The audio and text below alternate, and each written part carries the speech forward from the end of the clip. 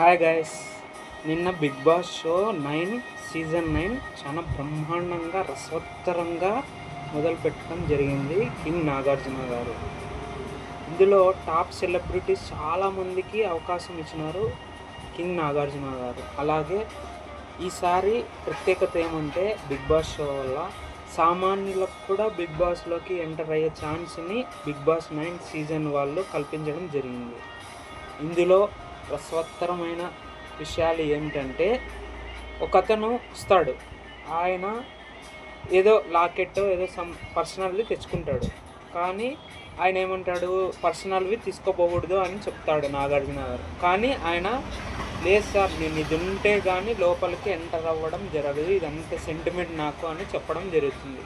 దానికి నాగార్జున గారు కానీ అక్కడ ఉండే రూల్స్ కానీ ఒప్పుకోవు. ససేమిరా అంటే ఆయన వద్దు అంటాడు.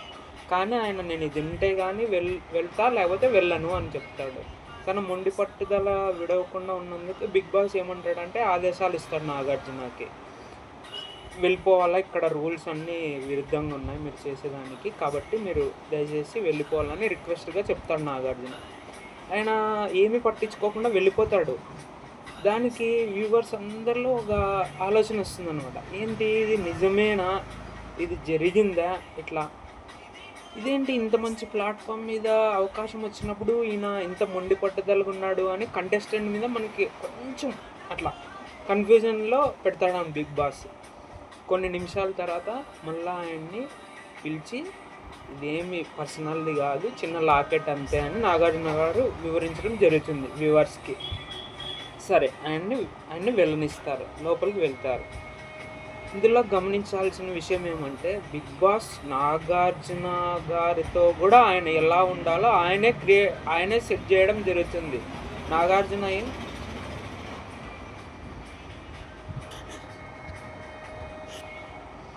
నాగార్జున గారేం దీనికేమి తీసిపోయేదట్లేమి ఉండదు. కాబట్టి ఇక్కడ హెడ్ వచ్చేసి బిగ్ బాస్ ఎట్లా చెప్తే అట్లా జరుగుతుంది.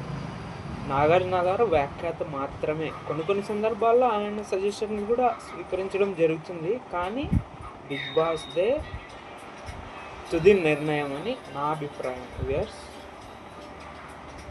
ఇందులో చాలా మంచి కంటెస్టెంట్లు ఇవాళ సెలబ్రిటీ స్టేటస్ ఉండే వాళ్ళు ఎంటర్ అవ్వడం జరిగింది.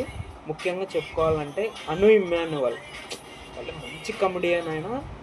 బాగా ఆయన ఉండడం వల్ల బిగ్ బాస్ 9లో కొంచెం ఫన్ జనరేట్ అవుతుందని ఆయా కారణాల వల్ల ఆయన్ని తీసుకొని ఉండొచ్చు. ఇంకో ఆవిడ ఉంది, శ్రేష్ఠి వర్మ అని. మనకు తెలుసు కదా ఫ్రెండ్స్, ఈ మధ్య ఆవిడ ఎంత ఫేమస్ అయిందో మీ అందరికి చెప్పనవసరం లేదు. ప్రతి యూట్యూబర్కి లేకపోతే ప్రతి వ్యూవర్కి తెలిసే ఉంటుంది ఆవిడ గురించి. ఆవిడ మంచి డ్యాన్సర్. ఆవిడ వల్ల ఎంటర్టైన్మెంట్కి ఏమీ కొదవ ఉండదు. ఎందుకంటే అప్పుడప్పుడు డ్యాన్స్ కిట్లు అలాంటివి సాటర్డే ఇవ్వడం జరుగుతుంది. కాబట్టి ఆవిడ వల్ల ఒక డ్యాన్స్ మూమెంట్స్ కానీ అట్లాంటి ఎంటర్టైన్మెంట్లో ఆవిడ తోపు. ఇంకోటి వచ్చేసి ఇప్పుడు ఈ మధ్యనే మనకి ట్రెండ్ అయింది కదా, రాను బొంబాయికి రాను అని. ఆయన కూడా దీంట్లో పార్టిసిపేట్ చేయడం జరుగుతుంది. ఆయన మంచి పాటగాడు కాబట్టి ఆయన నుంచి కూడా మనకు కావాల్సినంత ఎంటర్టైన్మెంట్ దొరకాలని ఆయన్ని సెలెక్ట్ చేసుకోవడం జరిగింది.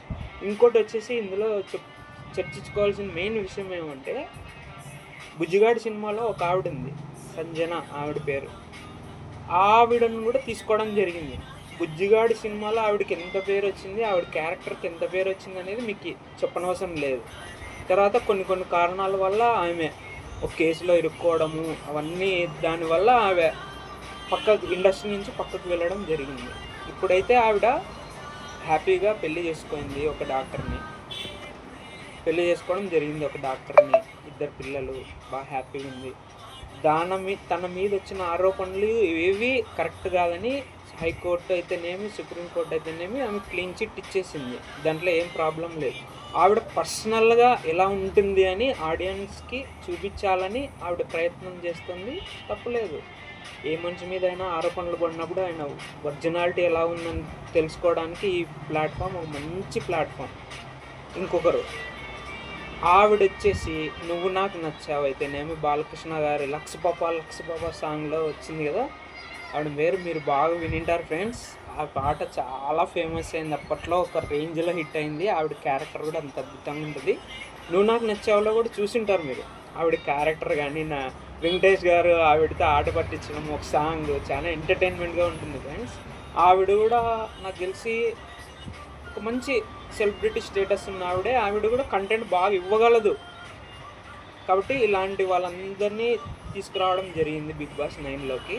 కాకపోతే ఇందులో కొంచెం డిసప్పాయింట్ ఏమంటే అగ్నిపరీక్షలో ఎవరైతే నెగ్గింటారో వాళ్ళ కొంతమందికి మాత్రమే ఛాన్స్ ఇవ్వడం జరిగింది, ఒక 5 మాత్రం.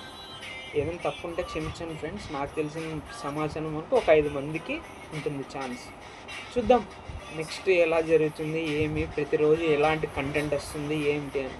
ఏదైనా కంటెంట్ మనకి ఏదైనా వెరైటీగా కానీ ఇంట్రెస్టింగ్గా కానీ ఉంటే నేను మీకు అప్డేట్ ఇస్తాను. దయచేసి ఈ వీడియో చూసినందుకు ధన్యవాదాలు. థ్యాంక్స్. జై హింద్.